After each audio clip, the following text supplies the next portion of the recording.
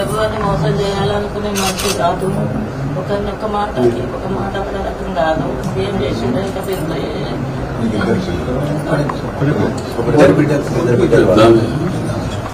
పాపలు వాళ్ళిద్దరు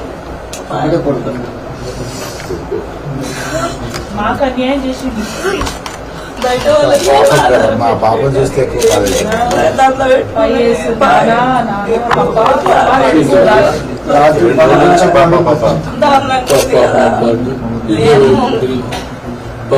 రాత్రి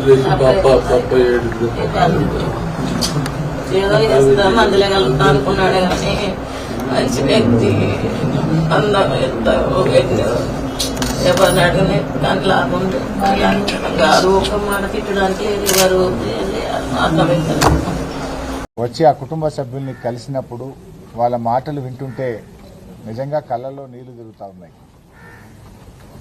ఈరోజు వేణుగోపాల్ రెడ్డి ఆత్మహత్య ఒక రకంగా చెప్పాలంటే ఇది కాంగ్రెస్ ప్రభుత్వం యొక్క హత్య.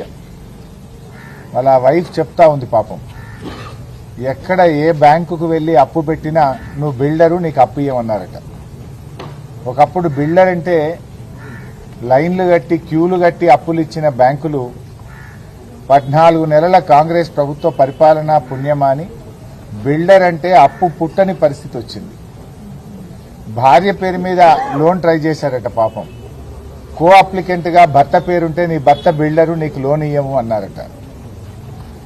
ఈ 13 నెలల కాంగ్రెస్ పాలనలో ఒక్క అపార్ట్మెంట్ కూడా అమ్ముడుపోక, బ్యాంకులకు పోతే అప్పు రాక, ఇంకా దిక్కుతోచని పరిస్థితుల్లో పాపం ఆత్మస్థైర్యం కోల్పోయి వేణుగోపాల్ రెడ్డి ఆత్మహత్య చేసుకున్నాడు.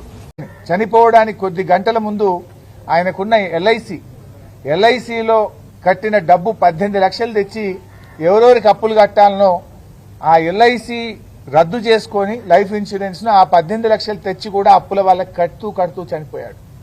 అంటే ఆయన ఎంత నిజాయితీపరుడో ఆలోచించండి. చివరికి ఆ కుటుంబానికి ఎల్ఐసి కూడా లేదు, బీమా కూడా లేదు, ఆ కుటుంబాన్ని ఆదుకునే పరిస్థితి కూడా లేదు. అంటే ఆయన ఒక నిజాయితీపరుడు, ఆత్మగౌరవం కలిగిన వాడు కనుక ఇంకా 10 మందిలో అవమానం పాలు కాకూడదు, 10 మందిలో నా గౌరవం పోతే తట్టుకోలేక చివరికి అప్పుల వాళ్లకు ఎల్ఐసి రద్దు చేసి అప్పులు కట్టి ఆత్మహత్య చేసుకున్నాడు.